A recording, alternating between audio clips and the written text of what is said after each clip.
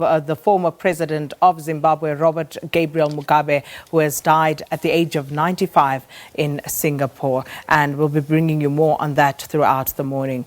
Now, the Durban High Court this morning will obviously also be a hive of activity, and that as there will be that case involving the former president, Jacob Zuma, and his, of course, counterpart formerly in the ANC-NEC, Derek Hanekom, and obviously also a minister in his former cabinet. The Durban High Court expected to deliver its judgment in the defamation case against Zuma, or at least take into consideration what has been put before them.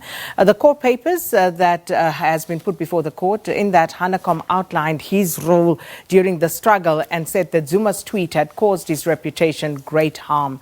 Zuma's legal representatives argued that the former president made the comment in the context of a political debate and did not intend it to mean Hanekom was, in fact, an apartheid spy. And getting back to that story on Robert Mugabe, let's take a look at Mugabe's relationship with the United Nations. Our New York-based correspondent Sherwin Bryce-Pease filed this report.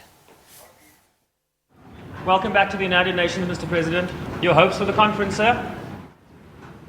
President Mugabe, then 91, arriving for a high-level conference on Ebola as African Union chair, a familiar walk through the UN delegates' entrance, where he's been a regular feature for the better part of his tenure in high office.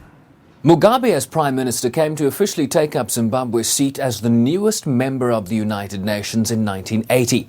And while he would enjoy high acclaim for decades after Zimbabwe's liberation from minority rule, that would all begin to fall apart when political turmoil, weak economic growth, and violent land invasions began chipping away at his international goodwill, resulting in targeted sanctions being imposed by both the United States and the European Union in 2002.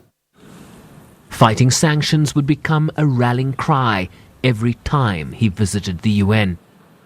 My country, Zimbabwe, is the innocent victim of their spiteful sanctions imposed by the United States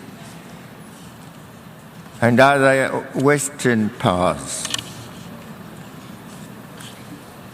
And these countries, for some 16 years now, have maintained the sanctions on us. This veteran Associated Press journalist, who has covered the UN since 1998, has interviewed President Mugabe several times. What struck me about him is what struck me about a lot of leaders that you see on the stage at the United Nations, is his extreme self-confidence and belief. Countries like the United States often boycotted or walked out during a speech by Zimbabwe's president.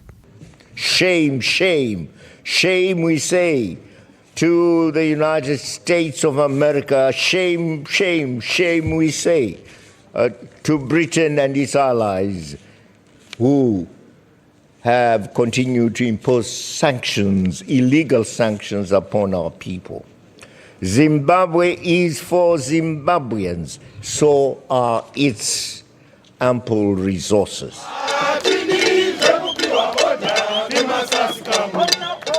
While protests near the UN, most recently this one in September last year, have become features when Mugabe is in town.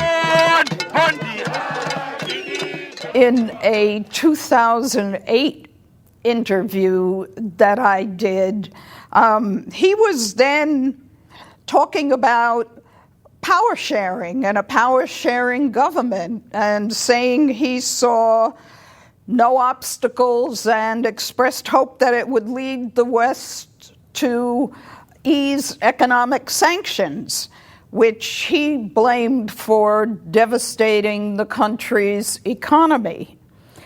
And at that time, he was 84 years old. He'd been in power for decades, and yet he was still certainly charming to me. Sources have told us that former Secretary General Ban Ki-moon had a cordial but frosty relationship with Zimbabwe's president, who as outgoing chair of the African Union in 2016 ripped into the former Secretary General over the lack of UN reforms, a matter we raised with the SG spokesperson in New York. Secretary General is not unused to being criticized and singled out. It comes with the territory, and he was, I think, very honored to be able to speak at this AU session, which, as he said, for him was a very emotional moment, as it was his last one as Secretary General. Could you characterize his relationship with Robert Mugabe? No. And despite the international political pressure, President Mugabe refused to buckle, with age and health now becoming major obstacles to his continued vigor. Mugabe said, quote, "They are waiting for a day when this man, this evil man called Robert Mugabe, is no longer in control. And I don't know when that day is coming." So I asked, you have no thoughts of resigning? No. Or a thought of dying, Mugabe chuckled. Sherwin Bryce-Pease, SABC News, New York.